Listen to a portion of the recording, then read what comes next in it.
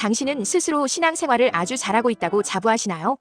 교회에서는 인자한 장로님, 성실한 집사님, 믿음 좋은 청년으로 칭찬받고 스스로도 나는 하나님과 꽤 친밀해 라며 영적인 만족감에 뿌듯해하고 계신가요? 바로 그 순간이 당신의 영혼이 가장 위험한 때입니다. 내가 쌓아 올린 견고한 신앙의 탑 위에서 나도 모르게 나보다 못한 사람들을 가소롭게 여기고 정죄의 시선을 던지고 있지는 않습니까? 충격적인 사실은 당신이 느끼는 그 영적인 충만함이 사실은 하나님이 주신 은혜가 아니라 당신의 자아가 만들어낸 가짜 의로움일 수 있다는 것입니다. 이 함정을 깨닫지 못하면 당신의 신앙은 남을 정죄하는 무기가 될 것이고 결국 당신의 영혼은 교만이라는 독에 중독되어 서서히 말라 죽게 될 것입니다. 왜 기도를 많이 하고 말씀을 많이 알수록 내 마음은 더 너그러워지는 게 아니라 자꾸만 남의 티끌이 먼저 보일까요? 신앙이 없는 사람이나 이제 막 믿기 시작한 사람들을 보며 나도 모르게 나는 저들보다 수준이 높아 라는 영적 우월감에 취하게 되는 걸까요? C.S. 루이스는 이를 가리켜 악마가 가장 기뻐하는 죄는 바로 영적인 자부심이라고 경고했습니다. 겉으로는 완벽한 신앙인의 모습을 하고 있지만 그 속은 정죄와 판단으로 가득 차서 숨이 막히고 있지는 않습니까? 오늘 저는 당신을 취하게 만든 그 가짜 영성의 가면을 벗겨내고 진짜 복음이 주는 겸손과 자유가 무엇인지 말씀드리려 합니다. 당신의 잘못된 신앙의 뿌리를 흔들고 하나님과의 관계를 완전히 재설정하기 위한 영적 수술입니다. 이 수술의 과정이 조금 아프게 느껴질 수도 있지만 끝내 당신을 자유케 할 것을 확신합니다. 우리가 빠지는 첫 번째 함정은 바로 하나님에 대한 생각을 많이 하는 것이 곧 좋은 신앙이라고 믿는 착각입니다. 얼핏 들으면 이 말이 왜 잘못되었는지 의아해하실 겁니다. 하나님 생각을 많이 하는 게 당연히 좋은 거 아닌가요? 라고 되묻고 싶겠지만 냉정하게 스스로를 돌아보십시오. 당신이 하루 종일 하고 있는 그 생각의 주체가 누구입니까? 오늘은 큐티를 못했는데 하나님이 내 이런 모습을 싫어하시겠지. 이 모든 생각의 중심에는 하나님이 아니라 나라는 자아가 서 있습니다. 이것은 하나님과의 인격적인 동행이 아니라 엄격한 감시자.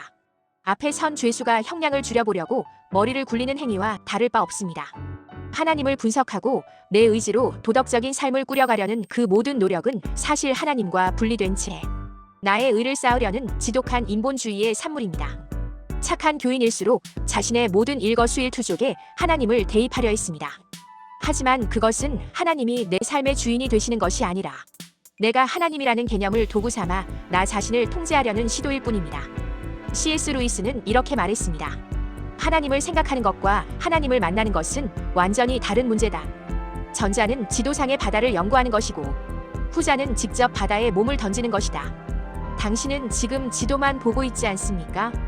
거친 파도 소리와 짠 바닷물을 경험해 본 적 없이 책상 앞에 앉아 바다는 이런 것이야 라고 정의하며 자신의 도덕성을 갈고 닦는 데만 집중하고 있지는 않습니까?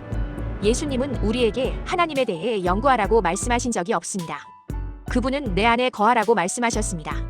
연구는 지식을 낳고 지식은 교만을 낳으며 교만은 결국 타인을 향한 날카로운 판단의 잣대로 변해 내가 열심히 하나님을 생각해서 일구어낸 그 도덕적 성취가 정작 내 옆에 연약한 형제를 비난하는 무기가 되고 있다면 당신은 지금 신앙생활을 하는 게 아니라 영적 바벨탑을 쌓고 있는 것입니다.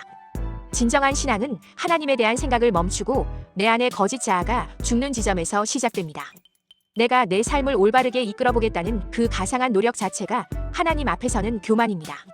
죄를 짓지 않으려고 주먹을 꽉 쥐는 게 아니라 죄를 지을 수밖에 없는 나약한 존재임을 인정하고 주님의 발치에 엎드리는 것이 실체입니다. 하나님을 생각하는 주체인 내 자아가 살아있는 한 그 생각은 결코 우리를 자유케 하지 못합니다. 오히려 그 생각들은 겹겹이 쌓여 당신을 가두는 벽이 될 뿐입니다. 이제 그만 하나님에 대한 박사학위를 따려는 노력을 멈추십시오. 대신 당신의 심령 속에 이미 와 계신 하나님의 영이 당신의 생각과 감정을 장악하시도록 주도권을 넘겨드려야 합니다. 내 머릿속에 복잡한 시뮬레이션을 끄고 주님의 현존을 누리는 것. 그것이 함정에서 벗어나는 유일한 길입니다. 스스로 신실하다고 믿는 교인들이 빠지는 두 번째 함정은 바로 지식의 저주입니다. 우리는 설교를 듣고 성경 공부를 하고 좋은 신앙 서적을 읽으며 무언가를 깨달을 때마다 내가 영적으로 성장했다고 착각하며 머릿속으로 진리가 이해되고 가슴이 뜨거워지는 그 안다는 느낌 자체가 나를 변화시켰다고 믿는 것이죠. 냉정하게 말하면 그것은 지식의 축적일 뿐 존재의 변화가 아닙니다. 안타깝게도 많은 성도가 지식을 소유하는 것을 신앙의 전부로 오해합니다. 진정한 영성이란 머리에 머무는 정보가 아니라 삶으로 흐르는 생명이어야 합니다. 정보는 우리의 뇌를 만족시키지만 우리의 인격과 태도를 바꾸지 않습니다. 당신이 사랑에 대해 100권의 책을 읽었다고 해서 당신이 사랑이 많은 사람이 되는 것은 아닙니다. 그저 사랑에 대해 박식한 사람이 될 뿐입니다. 지식은 우리에게 아주 쉽게 무언가를 깨달았을 때 오는 쾌감이 마치 내가 이미 그 수준에 도달한 것 같은 환각을 일으키기 때문입니다. C.S. 루이스는 이렇게 표현했습니다. 사람들은 종종 거울 속에 비친 자신의 깨끗한 얼굴을 보는 것만으로 실제로 깨끗해졌다고 믿는다. 하지만 거울은 당신의 얼굴을 씻어주지 않는다. 오직 물만이 당신을 씻길 수 있다. 우리가 매주 듣는 설교와 성경 지식은 거울일 뿐입니다. 진짜 변화는 그 거울을 본 뒤에 그리스도라는 생명수 안으로 나를 던질 때 일어납니다. 그런데 스스로 믿음이 좋다고 생각하는 교인들은 거울 앞에 서서 자신의 얼굴을 감상하죠. 나는 참 깨끗한 진리를 많이 알고 있어 라고 스스로 위안하느라 시간을 다 보냅니다. 이런 지식 중심의 신앙은 결국 영적 관념론으로 흐르게 됩니다. 머리로는 용서를 말하고 원수를 사랑해야 함을 100% 이해하지만 정작 나에게 상처 준 사람 앞에서는 단 1%의 용서도 흘려보내지 못하는 이유가 여기에 있습니다. 지식은 내 자아를 강화시킵니다. 나는 이만큼 깊은 영적 원리를 알고 있는 사람이야 라는 자부심은 나보다 덜 아는 사람들을 무시하고 판단하는 근거가 되었고, 이것은 신앙의 성장이 아니라 자아의 팽창입니다. 진짜 신앙은 아는 것에서 시작해 누리는 것으로 완성되어야 합니다. 누린다는 것은 내가 아는 그 말씀이 내 세포 하나하나에 스며들어 내가 의식하지 않아도 내 삶의 태도와 말투에서 예수의 향기가 묻어나는 상태를 말합니다. 당신이 수십 년간 신앙생활을 했음에도 불구하고 삶의 현장에서 그 말씀의 능력이 단 한 번도 실제로 나타난 적이 없다면 당신은 지금 생명이 아닌 죽은 정보를 수집하고 있는 것입니다. 이제 안다는 착각에서 깨어나십시오. 깨달음은 주님께로 나가는 통로일 뿐 그 자체가 목적지가 아닙니다. 지식의 저주를 끊어내고 그 말씀이 당신의 육체를 통과해 삶이 되게 하는 처절한 자기 부인이 필요할 때입니다. 마지막 세 번째 함정은 행위로 신앙을 증명하려는 강박입니다. 한국의 많은 믿음 좋은 교인들은 주일 성수, 11조, 술, 담배, 절제, 봉사활동 같은 외적인 규칙들을 완벽하게 지키는 것에 목숨을 겁니다. 물론 이 모든 행위는 귀하고 아름다운 것입니다. 하지만 문제는 이 행위가 하나님과의 관계보다 앞설 때 발생합니다. 내가 이 규칙들을 잘 지키고 있기 때문에 나는 신앙이 좋은 사람이고 하나님이 나를 기뻐하실 것이라고 믿는 순간 복음의 영역을 떠나 구약의 율법주의로 돌아가는 것입니다. 이것은 하나님을 사랑해서 하는 행위가 아니라 나를 증명하고 내 마음의 불안을 잠재우기 위한 종교적 자기 방어에 가깝습니다. C.S. 루이스는 이런 상태를 가리켜 지옥으로 가는 길은 아주 완만하고 그 길에는 이정표도 없고 발을 헛디딜 턱도 없으며 사람들은 자신이 아주 바른 길을 가고 있다고 믿으며 미끄러져 내려간다고 경고했습니다. 완벽한 종교적 행위가 바로 그 미끄러운 길일 수 있습니다. 겉보기에는 흠잡을 데 없는 신앙인의 모습이지만 그 내면에는 생명의 기쁨 대신 의무감과 보상 심리만 가득 차 있기 때문입니다. 내가 이렇게까지 헌신했으니 하나님이 내 자식은 잘 되게 해주시겠지. 혹은 내가 이 정도는 하니까 저렇게 대충 믿는 사람들보다 낫지라는 생각이 당신의 머릿속을 스치고 지나간다면 당신은 이미 함정에 깊이 빠진 것입니다. 내가 무엇을 해서 하나님을 감동시키는 것이 아니라 하나님이 이미 다 하신 일을 내가 받아들이는 것입니다. 그런데 착한 교인들은 자꾸만 하나님 손에 내 성적표를 쥐어주려 합니다. 저 이번 주에도 예배 안 빠졌죠? 기도도 1시간씩이나 했어요. 저 좀 봐주세요. 라고 말이죠. 하지만 하나님은 당신의 성적표가 아니라 당신의 마음을 원하십니다. 행위에 집중하는 신앙은 반드시 두 가지 부작용을 낳습니다. 첫째는 자기 정죄입니다. 어쩌다 실수를 하거나 규칙을 못 지키면 세상이 무너지는 것 같은 죄책감에 시달립니다. 둘째는 타인 정죄입니다. 내가 지키는 기준을 남이 못 지키는 것을 볼 때 자비 없는 비판의 칼을 휘두릅니다. 이것이 바로 바리새인의 모습입니다. 진짜 신앙의 능력은 내 행위를 바꾸려는 노력이 아니라 하나님과의 깊은 관계 속에서 자연스럽게 변화된 행동이 흘러나오는 것입니다. 사과나무가 사과를 맺으려고 끙끙대며 노력하지 않듯 그리스도라는 포도나무에 붙어있는 가지는 저절로 열매를 맺습니다. 당신이 지금 종교적 체크리스트를 채우느라 숨이 가쁘다면 잠시 모든 활동을 멈추고 질문해 보십시오. 나는 지금 하나님을 사랑하고 있는가 아니면 하나님을 이용해 내 자아를 만족시키고 있는가? 행위의 창살에 갇혀 자유를 잃어버린 당신에게 주님은 말씀하십니다. 수고하고 무거운 짐진 자들아, 다 내게로 오라. 내가 너희를 쉬게 하리라. 종교의 짐을 벗고 은혜의 자유함으로 들어가는 것. 그것이 당신이 회복해야 할 신앙의 본질입니다. 지금까지 우리를 소리 없이 옥죄어온 신앙의 함정들을 날카롭게 직면해 보았습니다. 아마 이 과정을 통해 마음이 무겁거나 아픈 분들도 계실 겁니다. 하지만 병의 근원을 알았다면 이제는 진짜 치유와 회복의 길로 나설 차례입니다. 우리가 이 함정에서 벗어나 진짜 복음의 자유를 누리기 위해 반드시 회복해야 할 영적인 능력들이 있습니다. 그저 관념적인 위로가 아니라 당신의 무너진 일상을 실제로 다시 일으켜 세울 수 있는 살아있는 해결 방안을 지금부터 하나씩 나누어 보겠습니다. 함정에서 벗어나는 첫 번째 실제적인 능력은 내가 죄를 지었을 때조차 내 자아를 스스로 정죄하지 않는 복음적 뻔뻔함을 회복하는 것입니다. 우리는 죄를 지으면 하나님 앞에 나갈 면목이 없다고 생각하며 스스로를 벌주기 시작합니다. 며칠간 기도를 쉬거나 봉사를 중단하며 자숙하는 시간을 가져야 비로소 하나님이 나를 다시 받아주실 것이라 믿습니다. 하지만 이것이야말로 가장 지독한 교만입니다. 내 행위가 깨끗해져야 하나님께 나갈 수 있다는 생각은 예수 그리스도의 십자가의 피가 부족하다고 말하는 것과 같기 때문입니다. 진짜 신앙의 실력은 내가 처참하게 무너졌을 때 그 오염된 모습 그대로 하나님 자녀임을 선포하며 보좌 앞으로 튀어나가는 능력입니다. C.S. 루이스는 이 정죄의 메커니즘을 이렇게 통찰했습니다. 악마는 우리에게 두 가지 거짓말을 한다.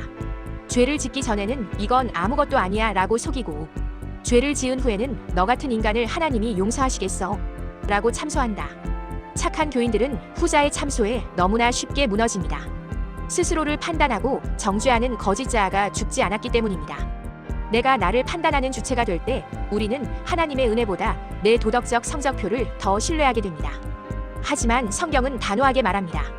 그리스도 예수 안에 있는 자에게는 결코 정죄함이 없다고 말이죠. 당신이 죄를 지었음에도 불구하고 나는 하나님 자녀야 라고 외치며 주님 품으로 파고드는 것, 마귀가 가장 두려워하는 것이 바로 이 믿음의 능력입니다. 지금 정죄와 참소의 목소리가 들릴 때마다 고개를 들고 이 한마디를 내뱉으십시오. 나는 하나님의 자녀다.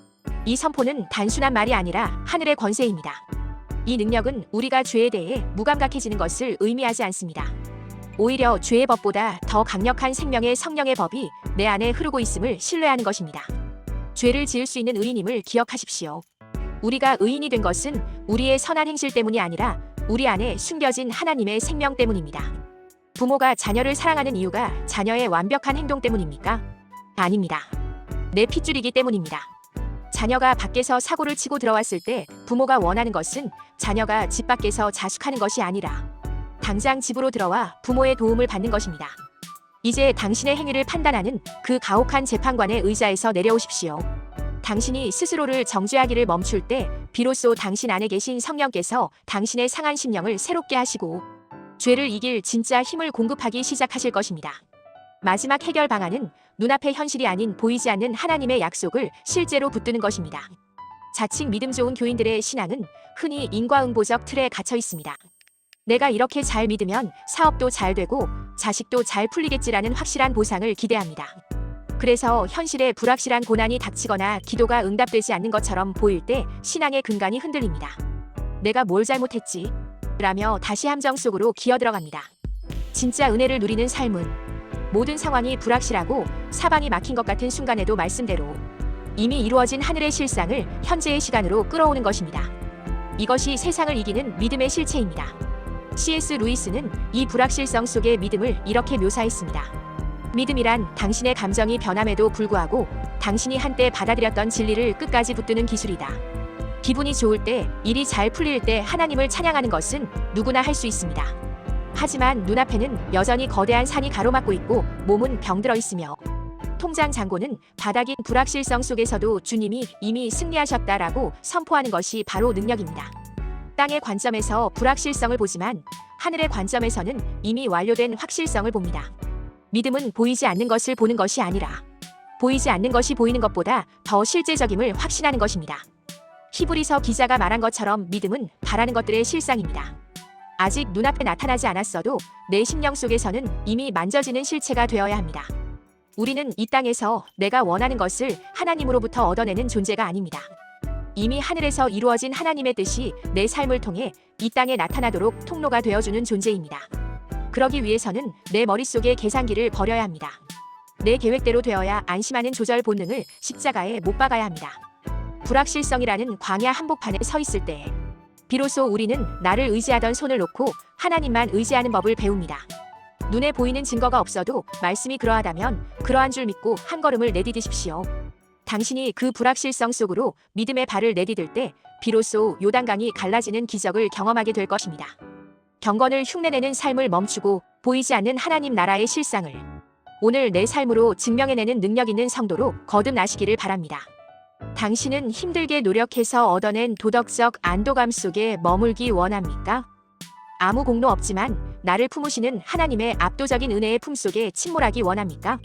우리가 살펴본 세 가지 착각, 그리고 우리가 회복해야 할 능력은 결국 한 지점을 향하고 있습니다. 바로 나라는 우상을 깨뜨리고 진짜 예수 그리스도를 주님으로 모시는 일입니다. 내 믿음은 괜찮다고 여기는 교인이 빠지기 쉬운 영적 우울증의 유일한 치료제는 더 많은 봉사나 더 뜨거운 기도가 아닙니다. 그것은 바로 내가 나를 구원할 수 없다는 처절한 항복입니다.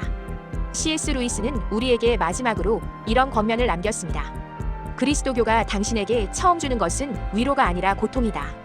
당신이 쌓아올린 가짜 자아가 무너지는 고통이다. 하지만 그 폐허 위에만 하나님은 진짜 집을 지으실 수 있다.